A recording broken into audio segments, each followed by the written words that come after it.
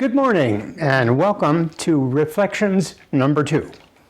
I'm delighted that so many of you are here this morning because we promoted it a little more and so you knew more about it. And I also want to welcome, first of all, Ernst Rosenberger, who is our interviewee today. And what I'd like to do, the purpose of these interviews was to understand more about, or at least maybe even something about, what people did before they got here. There's such incredible backgrounds that we have, and Ernst is one of the men that I spoke with for a long time without realizing that he was a retired judge.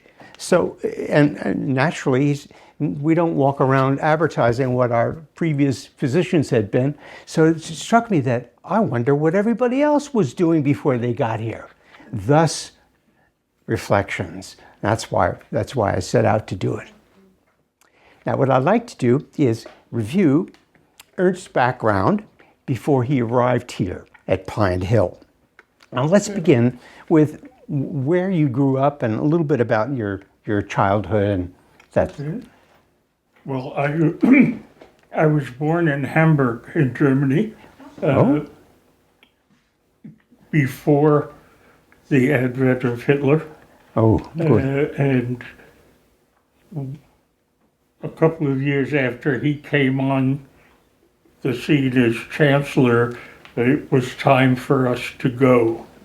So we left Germany together. That is, my parents, my sister, and I, and we came directly to New York. So I really grew up. I went to school in New York City.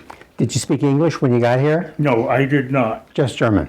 I only spoke German. My sister only spoke German. My parents had more English. Well, everybody had more English than we did. My parents spoke enough English so that they could go out and get around without help. I went to school in New York. When I finished high school, I wasn't ready for college. That was in 1949, and I enlisted in the Army. I spent a couple of years in the Army during the Korean War, and then I was ready for college. That. And so I went to City College of New York, graduated from there. Then I went to New York Law School, where I got my first law degree. I went there on scholarship. I have another law degree, a master's of law, but that came much later, and that also was on scholarship. I worked for a law firm for a year, and then I went into practice for myself. In that practice, I did a lot of what I think I became a lawyer to do. And that is, I handled civil rights cases as much as possible. So in 1961, there were the freedom rides in the south of the United States, and by then I had been a lawyer for 3 years. So I volunteered and represented at jury trials for freedom riders, one after another. We did them back-to-back trials. Mississippi only allowed 4 out-of-state lawyers to do the jury trials. And I'm the only one of those 4 who's still around. May I just ask you? At 93, I'm the youngest of those those four lawyers. Yes. Now, we talked about a minute ago about colleges, and what I'm curious is that first instinct that you had that the law was something that was you wanted to follow. Well, I think a lot of it comes from my background as a child. If the lawyers or judges in Germany had done what they're supposed to do, we never would have had Hitler and the Holocaust. And so I thought it was important that we go forward, always remembering what happens when the judicial system fails to act. Well, how relevant for today. Yeah. I mean, your background. As you think back to your whole career, what do you miss most? Well, day to day, I miss the interaction with lawyers. Which you have as a lawyer, obviously, if you do trials, and what you also have as a judge. Yeah.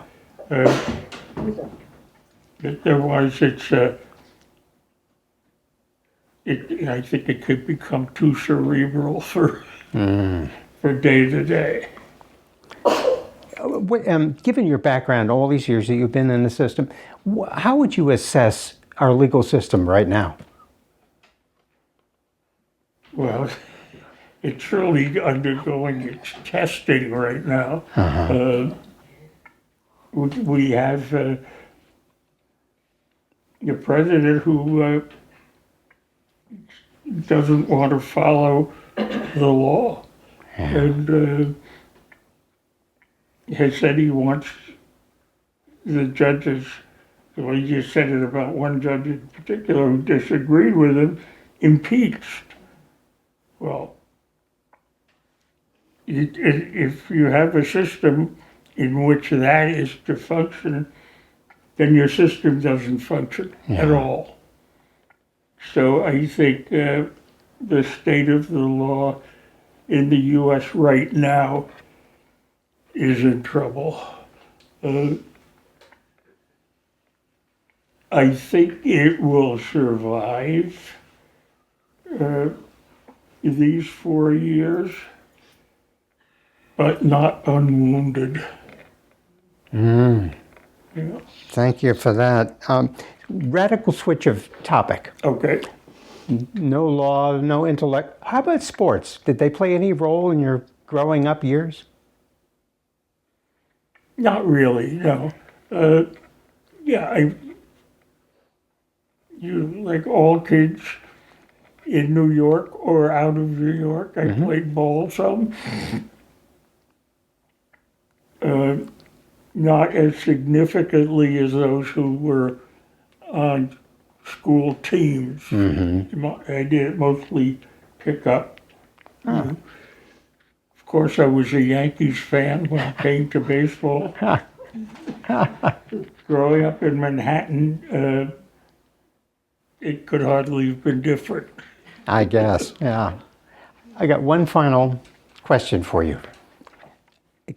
Given your background and where we are right now, what suggestions, recommendations do you have for us to cope with where we are? Don't lose faith. I think that's the first one. Even though things are difficult, things that are difficult most often get better. And I think that will happen here. But I think it's important that we don't lose faith in the strength of our Constitution and what it provides for us. It has changed from time to time. That's why they're called amendments. Mm-hmm. But it has survived. It has. and that I'm hopeful that it will continue to survive. And as often happens when things are difficult, what emerges at the end is stronger. And